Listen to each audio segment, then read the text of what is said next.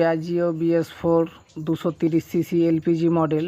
আজকের video topic হচ্ছে যে 10-12 দিন আগে এই গাড়িটার হাফ ইঞ্জিন করেছিল, লাইনার পিস্টন চেঞ্জ করেছিল, হেডের কাজ করেছিল।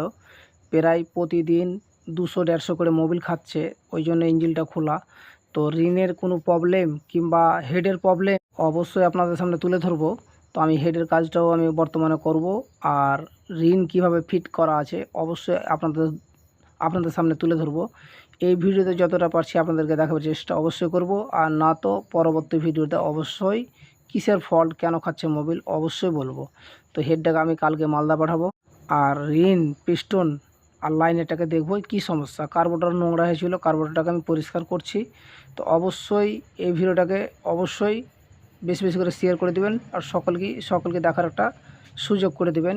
কিংবা কেন যে সকলকে দেখার একটা দরকার যে ইঞ্জিন করার মধ্যে কিছুদিনের মধ্যে মোবিল খাচ্ছে, এটা দুঃখের একটা বিষয়। তো যাক, ভালো থাকবেন, সুস্থ থাকবেন, ধন্যবাদ।